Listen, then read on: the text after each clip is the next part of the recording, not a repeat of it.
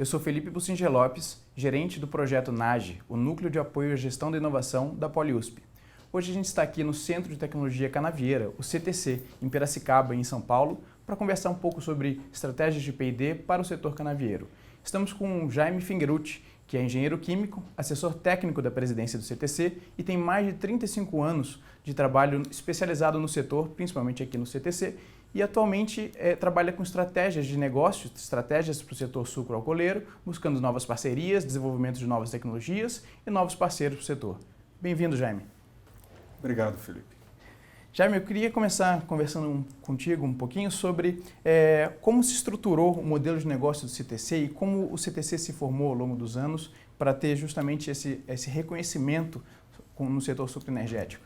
A gente é uma empresa, uma SA de pesquisa que é bastante incomum no país e eu diria até em outros países do mundo. Especialmente também pelo fato dele ser ligado a um setor agroindustrial. Né? Ele foi criado numa época em que o negócio canavieiro, o negócio sucro-alcooleiro brasileiro, ele era totalmente protegido pelo governo, era quase um negócio estatal com uma produção privada. Né? E como os produtores naquela época não tinham controle sobre, digamos, o preço das matérias-primas e os preços dos produtos produzidos, a única forma de aumentar a sustentabilidade do negócio deles era reduzir custos. Né? O CTC, portanto, ele iniciou dentro de uma cooperativa, né? Uma cooperativa que sempre representou, digamos, entre 20% e 25% da produção brasileira. Né? Era uma cooperativa de produtores de cana, de açúcar e de álcool, e o objetivo básico era encontrar os principais fatores de custo e enfrentá-los no sentido de produzir mais barato e vender pelo mesmo preço que os outros produtores, que era o modelo estatal, onde o IAA fazia essa comercialização. O CTC foi criado dentro dessa perspectiva. 2/3 do custo de produção na época era a produção da matéria-prima, portanto, esse foi o primeiro desafio que o CTC enfrentou. Nós montamos algo inédito no mundo, que era um programa de desenvolvimento de cana e adaptação dessas variedades de cana aos nossos ambientes de produção. A gente procurou canas que fossem boas para os ambientes de produção onde os cooperados estavam. Né? Isso foi bastante bem sucedido, o trabalho do CTC tornou possível incrementos da ordem de 300%.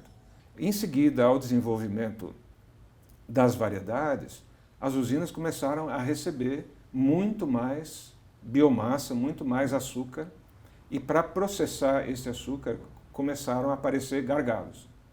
Então, na sequência, todo o sistema relacionado à cana, como por exemplo transporte, recepção, moagem, tratamento do caldo, evaporação, produção de açúcar, e em seguida a fermentação, a destilação, cada um desses gargalos, inclusive o que era em volta disso, como sistemas de manutenção, sistemas de monitoramento, sistemas de gerenciamento industrial, começaram a ser enfrentados também no CTC.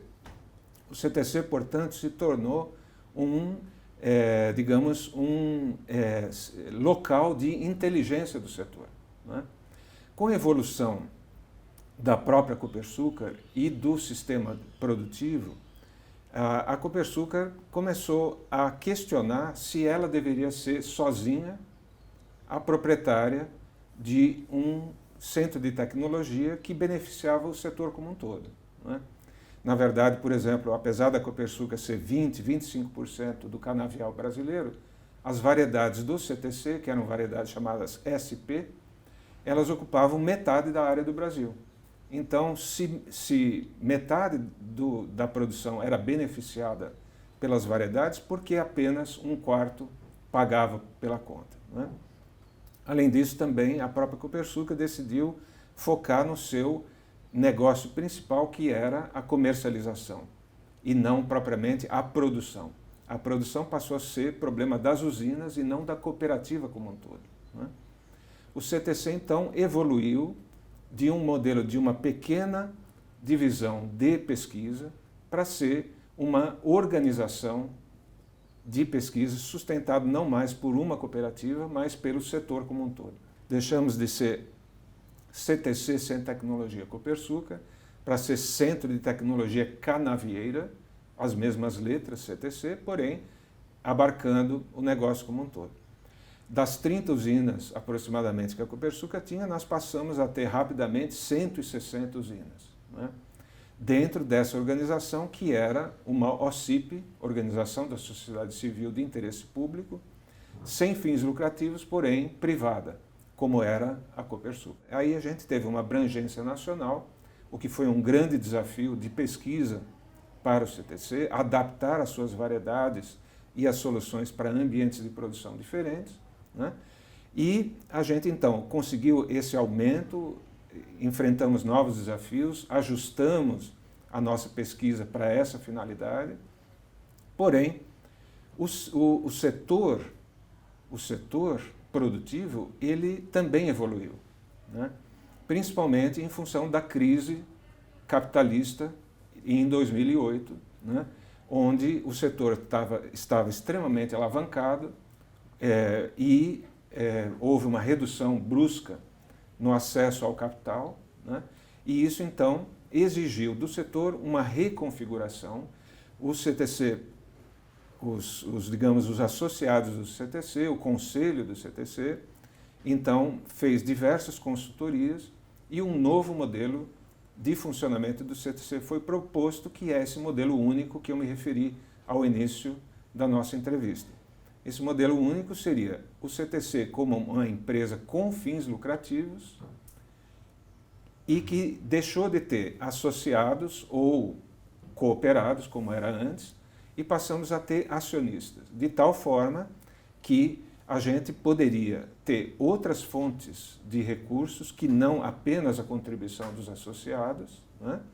A gente poderia, então, digamos, fazer pesquisa visando uma gama maior de temas, né? Que seriam, então, financiados, por exemplo, pelo sistema público e privado e as contribuições dos acionistas. Quer dizer, hoje, ao invés de a gente visar apenas o benefício dos potenciais clientes da tecnologia, a gente pensa também no crescimento do próprio CTC. A gente tem dois pilares principais. O pilar principal ainda é aquele que é responsável por 60%, 70% do custo, que é a matéria-prima. Então, nós temos uma área que a gente chama de melhoramento genético de cana, que desenvolve variedades tanto pela via convencional, ou seja, o melhoramento genético através de cruzamento, hibridização de cana, e a gente também, através desse desenvolvimento, desses 45 anos, a gente também desenvolveu técnicas biotecnológicas. O CTC desenvolveu essas ferramentas, né?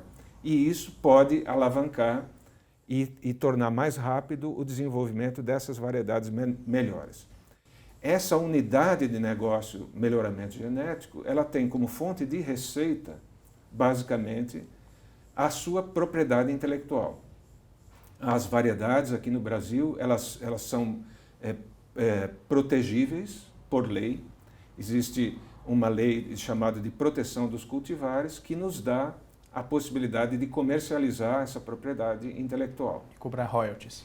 E exatamente. Então, o modelo que o CTC escolheu foi o de cobrar royalties sobre esta propriedade intelectual através de contratos assinados com os nossos clientes, que eles se comprometem a pagar um royalty que é aproximadamente 1/3 do valor gerado por aquela nova variedade, 1/3 ele é capturado pelo proprietário da propriedade intelectual.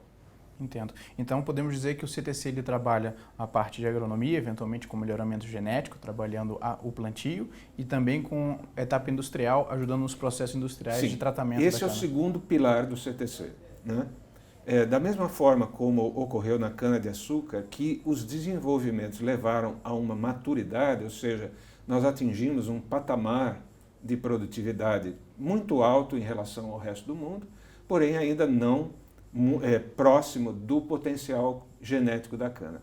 O mesmo ocorreu na parte industrial. A gente resolveu todos os grandes problemas da parte industrial, nos tornamos um produtor muito competitivo em relação à gasolina, em relação aos outros biocombustíveis do mundo. No entanto, esses ganhos incrementais deixaram de ser tão atrativos.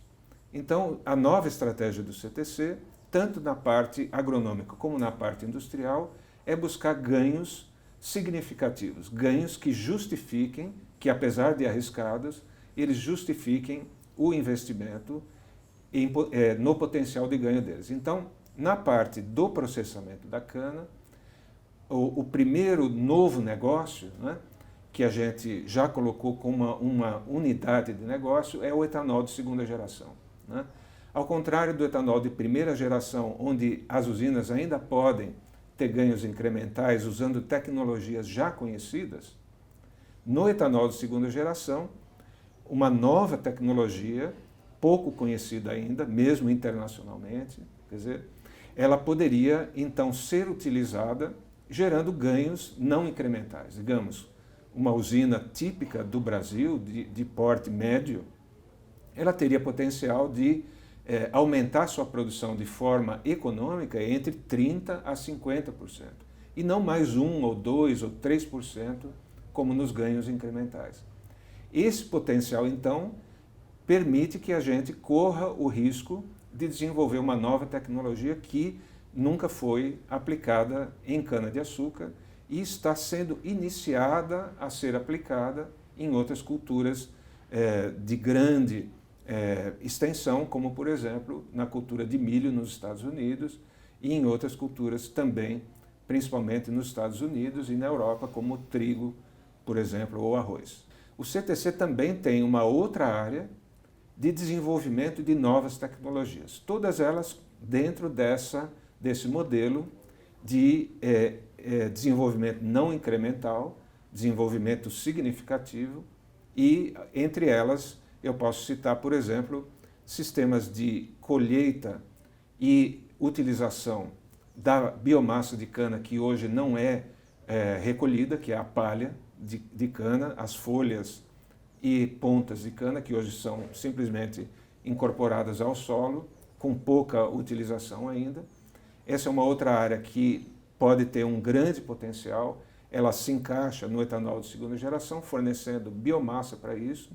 E temos outras soluções muito pouco convencionais, como, por exemplo, sistemas biotecnológicos de propagação de cana. Então, todas de caráter inovador, disruptivo, e a gente pode dizer que isso é derivado de um planejamento estratégico que direciona o CTC a ter projetos de caráter inovador. Perfeito. Disruptivo. O fato de ser tecnologia disruptiva é absolutamente necessário em função dessa maturidade da tecnologia que o setor atingiu. Quer dizer, não valeria a pena manter uma estrutura cara de P&D para pequenos ganhos, pequenos incrementos. Então, a tecnologia disruptiva, ela é a parte essencial da estratégia do CTC.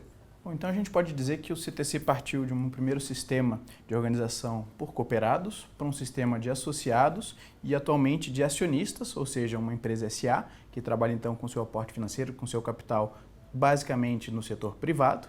E por conta disso, ela tem um caráter único no cenário nacional, por ser então uma empresa focada em pesquisa e desenvolvimento, em P&D, e que é sustentada pela via privada, isso como um negócio em si, ou seja, é um P&D como um negócio.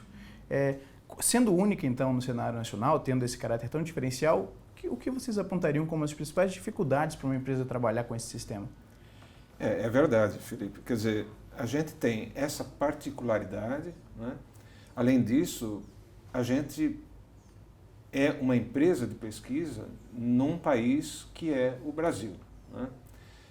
O setor produtivo no Brasil não tem uma prática estabelecida de desenvolvimento, né? A gente tem setores de ponta, né? Como, por exemplo, em petróleo e outras áreas, né? de commodities. Porém, a pesquisa brasileira, principalmente a pesquisa não incremental, a pesquisa mais arriscada, ela praticamente não tem suporte público, né? O que é um problema. Boa parte dos recursos de pesquisa, seja para o incremental, seja para a inovação radical, ela hoje visa, no modelo brasileiro, basicamente as ICTs, as instituições de ciência e tecnologia, principalmente universidades e setores de pesquisa públicos, né? O que torna o nosso desafio muito grande, porque com raras exceções, uma dessas exceções são esses programas do BNDES e da FINEP, não é? Que não são, digamos, recursos não reembolsáveis, são créditos incentivados para esses desafios de colocar em prática inovações que ainda não tinham sido aplicadas nem nesse setor, nem em outros setores. Com exceção desse edital, desse esforço que o CTC faz parte, a gente praticamente não tem nenhum incentivo para esse tipo de desenvolvimento. O fato da gente ser uma empresa, por um lado, como eu já descrevi, tem vantagens, a gente pode ampliar o escopo, a gente pode encontrar acionistas que queiram e necessitam investir nisso, a gente pode atrair também fundos públicos ou financiamentos públicos e privados para essa pesquisa, coisa que as ICTs não têm acesso, né? Mas a gente enfrenta esse desafio do risco e da falta de uma estrutura de desenvolvimento no Brasil, né? Esse é o nosso grande desafio. Muito obrigado, então, Jaime. Foi muito esclarecedora a sua explicação. Foi muito rico em termos de inovação para a gente entender como uma empresa SA consegue trabalhar com pesquisa e desenvolvimento no cenário brasileiro e quanto o CTC já contribuiu com o setor sucroenergético. Muito obrigado. Eu que agradeço, Felipe. Muito obrigado.